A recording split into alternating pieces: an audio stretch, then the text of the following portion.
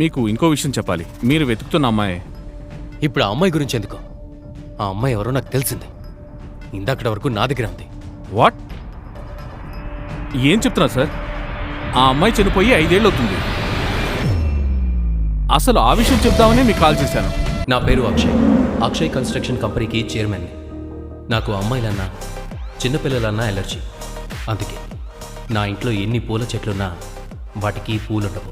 నా పని మనిషి నుంచి నా దగ్గర పనిచేసే వాచ్మెన్ వరకు అందరూ మగవాళ్ళే.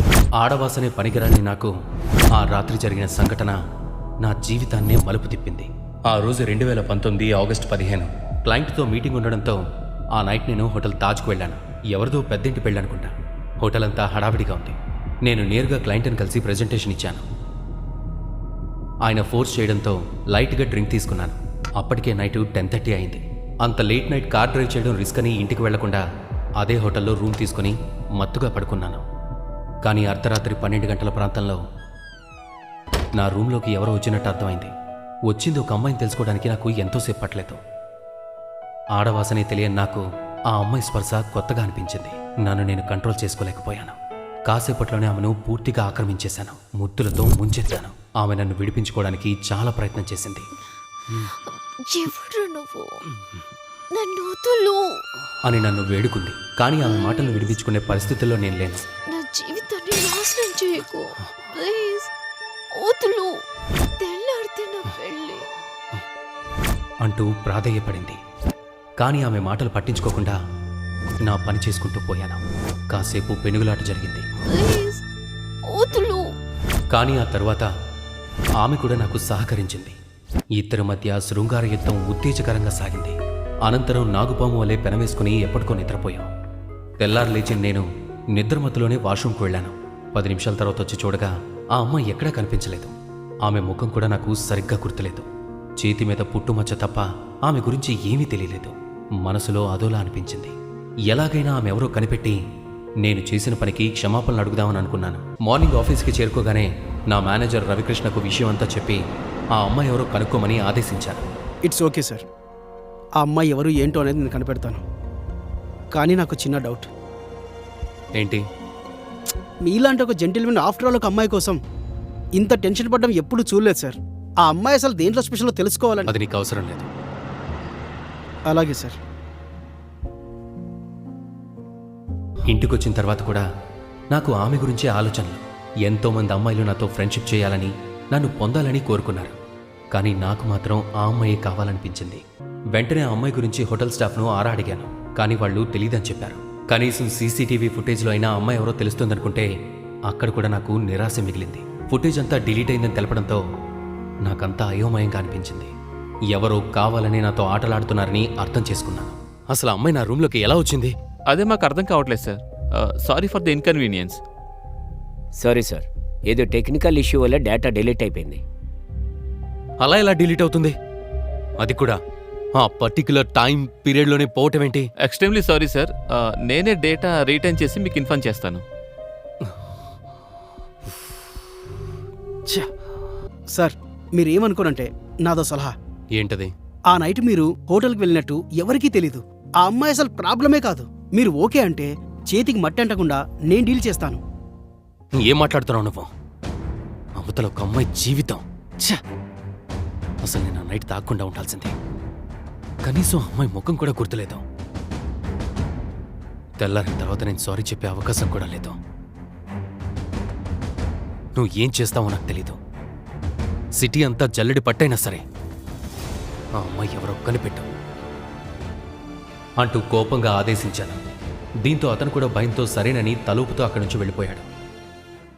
5 సంవత్సరాలు గడిచాయి. హోటల్ రూమ్లో ఆ నైట్ ఎవరితో గడిపానో ఆ అమ్మాయి ఆచూకీ ఇంతవరకు దొరకలేదు. నేను కూడా నా బిజినెస్ పనుల్లో పడి మర్చిపోయాను. కానీ ఆగస్టు 15 వచ్చినప్పుడల్లా ఏదో తప్పు చేశాననే ఫీలింగ్ నాకు గిల్టీగా అనిపించింది. ఎలాగైనా ఆ అమ్మాయిని కనిపెట్టాలని అనుకున్నాను. అనంతరం నేను బిజినెస్ పని మీద లండన్ వెళ్ళాను.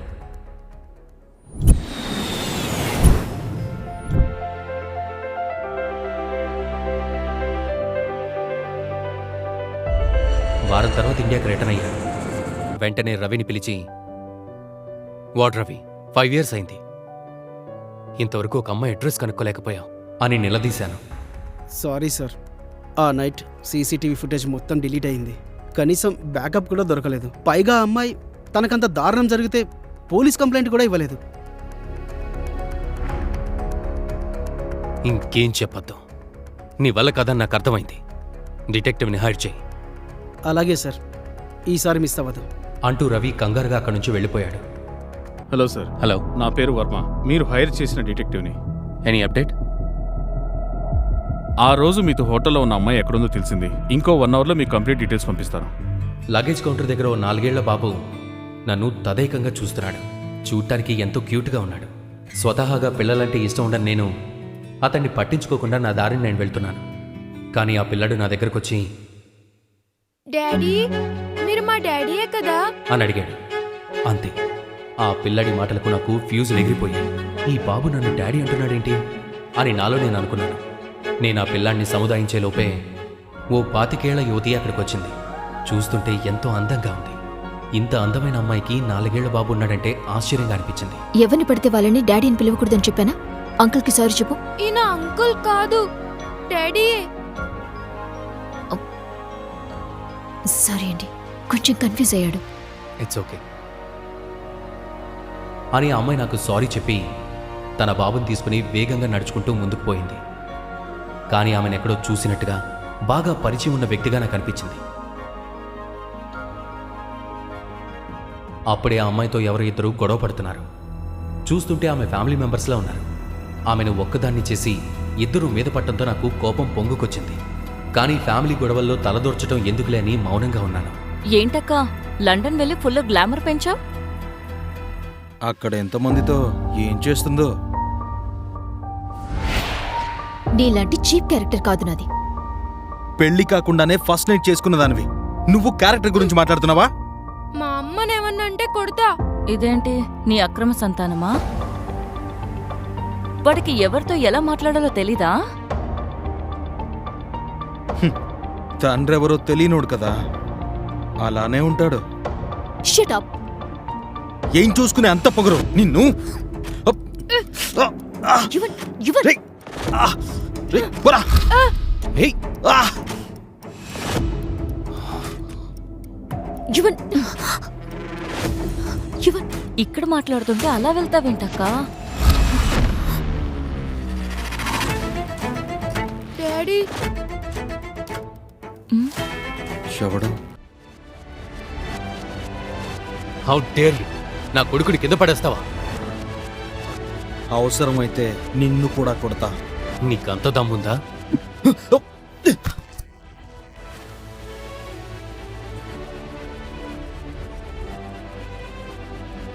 వైభవ్, వైభవ్ లే, వైభవ్ లే, లే. వీళ్ళు నా వాళ్ళు. వీళ్ళని టచ్ చేయాలనుకుంటే నన్ను టచ్ చేసినట్టే.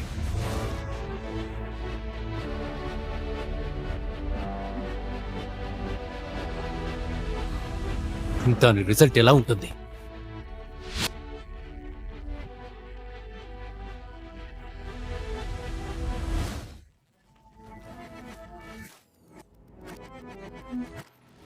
అనంతరం బాబును వాళ్ళ అమ్మను నా కారులో ఎక్కించుకొని బయటకొచ్చాను. అయితే ఆ టైంలో నేను ఎందుకు అలా బిహేవ్ చేశానో నాకు అర్థం కాలేదు. ఆ అమ్మాయిని నా భార్యగా, బాబుని నా కొడుగ్గా ఎందుకు చెప్పానో కూడా తెలియలేదు. కానీ వాళ్ళని చూస్తే మా మధ్య ఏదో బంధం ఉందని అనిపించింది. థ్యాంక్స్ అండి. నా పేరు స్నేహ. మీరు చేసిన హెల్ప్ని ఎప్పుడు మర్చిపోలేనండి. పర్లేదండి. అవును, ఎవరు వాళ్ళు? ఎందుకు మీది గొడవ పడుతున్నారు?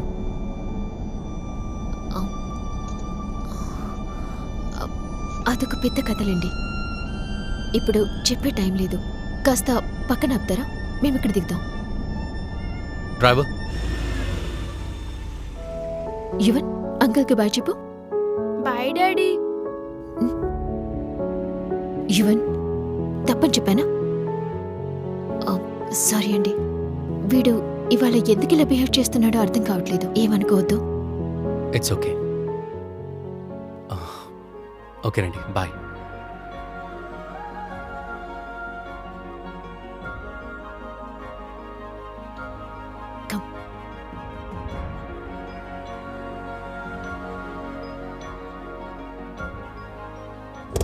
అనంతరం ఇంటికి వెళ్ళాను. ఇంటికొచ్చానే కానీ స్నేహ యువన్ గురించి ఆలోచిస్తున్నాను. అలాగే ఆలోచిస్తూ బెడ్పై నడుము వాల్చాను. సరిగ్గా అప్పుడు ఏదో గుర్తొచ్చినట్టు ఉలిక్కిపడి లేచాను. ఇందాక స్నేహ సారీ చెప్పేటప్పుడు ఆమె చేతి మీద పుట్టుమచ్చను చూశాను. అంతే, ఒక్కసారిగా కంగు తిన్నాను. 5 సంవత్సరాల క్రితం హోటల్ రూమ్లో ఆ అమ్మాయి చేతిపై కూడా అలాంటి పుట్టుమచ్చ ఉన్నట్టు గుర్తుంది. ఇద్దరూ ఒకటి కాదు కదా? లేదు, ఎక్కడో ఏదో తప్పు జరిగిందని నాలో నేను అనుకుంటూ వెంటనే కార్ తీసి స్నేహను డ్రాప్ చేసిన చోటుకు వెళ్ళాను. కానీ అక్కడ ఆమె కనిపించలేదు. ఆ చుట్టుపక్కలంతా వెతికాను, ఎక్కడా వాళ్ళు కనిపించలేదు. నాలో అసహనం ఎక్కువైంది. ఆ అమ్మాయి దొరికినట్టే దొరికి మిస్ అయిందని బాధపడ్డాను. ఏం చెయ్యాలో అర్థం కాలేదు. డిటెక్టివ్ నుంచి ఫోన్ వచ్చింది. కంగారుగా ఫోన్ లిఫ్ట్ చేశాను. మీరు వెతుకుతున్న అమ్మాయి ఇప్పుడు ఆ అమ్మాయి గురించి ఎందుకు? ఆ అమ్మాయి ఎవరో నాకు తెలిసింది. ఇందాకటి వరకు నా దగ్గర ఉంది. వాట్? ఏం చెప్తున్నారు సార్? ఆ అమ్మాయి చనిపోయి 5 ఏళ్ళు అవుతుంది. అసలు ఆ విషయం చెప్దామని మీకు కాల్ చేశాను. అంతే, అతడి మాటలకు నేను ఒక్కసారిగా షాక్ అయ్యాను. నా కళ్ళ కింద భూకంపం వచ్చినంత పనైంది. మరి ఆ అమ్మాయి చనిపోతే స్నేహ ఎవరు? స్నేహ చేతి మీద ఉన్న పుట్టుమచ్చ చూసి అక్షయ్ ఎందుకు కంగారు పడ్డాడు? అక్షయ్ను చూసి యువన్ డాడీ అని ఎందుకు పిలుస్తున్నాడు?